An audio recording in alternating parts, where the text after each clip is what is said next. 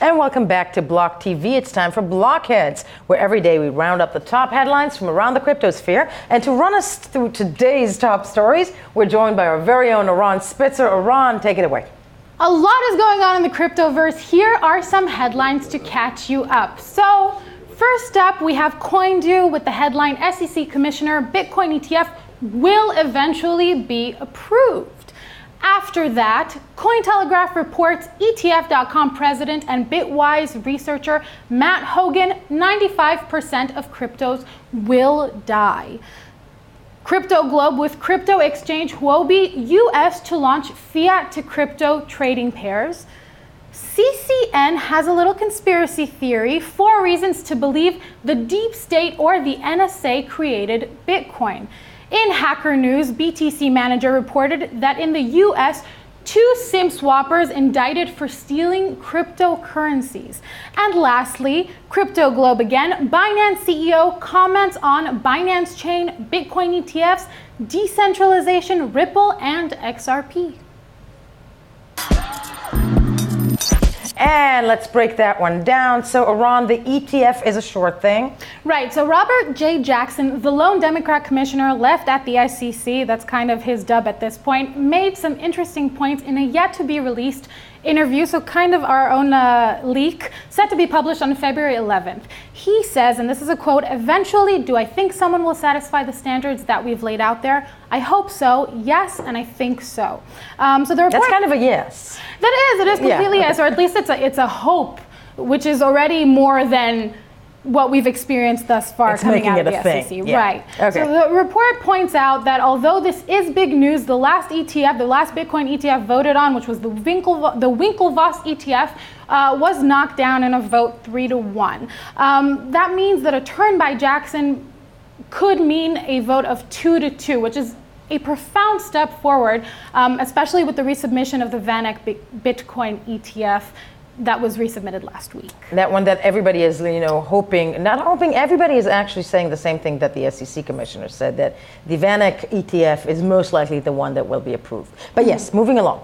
Right, so Cointelegraph, global head of research at Bitwise Asset Management and president at ETF.com, Matt Hogan, expressed his opinion that most cryptocurrencies will die.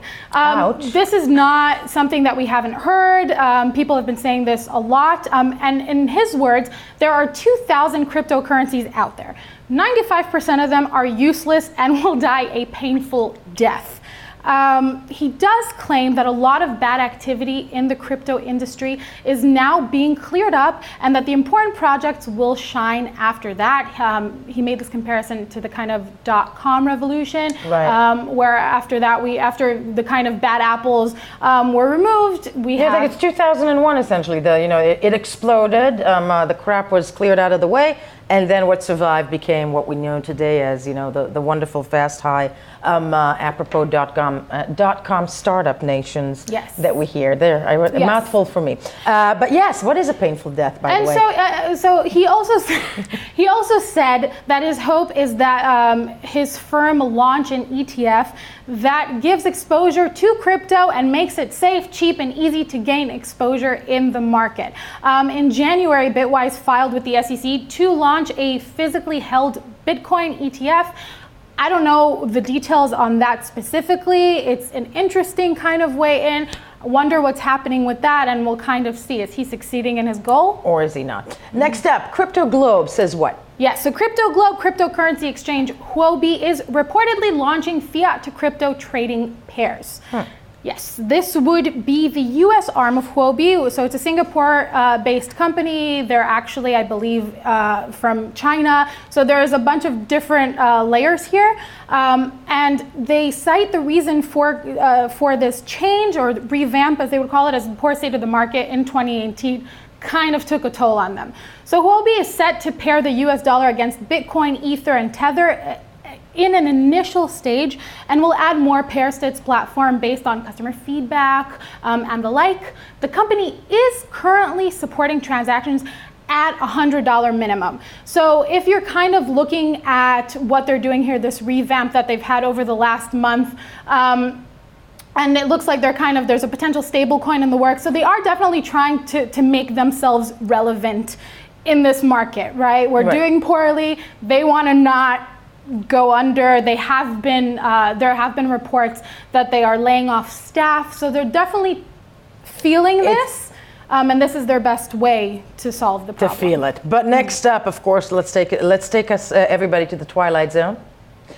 CCN reports what? Yes. So CCN reported that 4 reasons to believe the NSA actually created Bitcoin. I'm buying this, by the way. I'm totally buying this. It could be, but let's see if their points are kind of good enough for us to take this. So there's this mystery surrounding who exactly Satoshi Nakamoto is, and since 2009, dealing with all these theories, is it an organization, is it a person? It turns out that some believe, obviously, as we said, that it's a government source at the brink of it all. So reason 1 they give us 4 reasons. The first one is that the NSA created SHA 256, a secure algorithm that is essentially an essential part of Bitcoin's architecture, and it was first published in 2001. So we definitely know that they have created that and had that impact. So this is kind of where the conspiracy theories come in. Satoshi Nakamoto means central intelligence. How? Not directly. So then it's rather a moniker in Japanese. So that's what the name would translate to. It's a stretch. Okay. So the report notes that it is unlikely that this is a coincidence,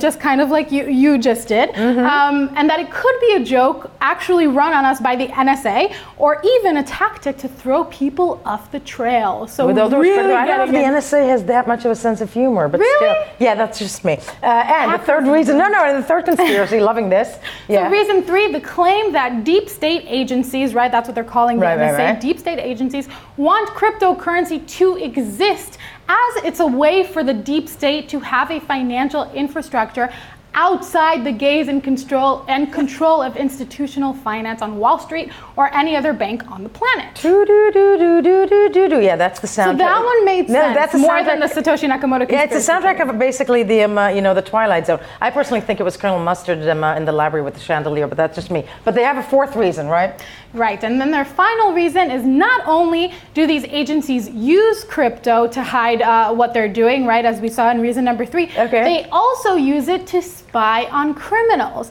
They cite a lecture on cybercrime by former DOJ prosecutor, and that explained that Bitcoin is not as private as we think, and told a story on how her team was able to use it on a hacker that stole millions in Bitcoin through Silk Road, a dark net marketplace.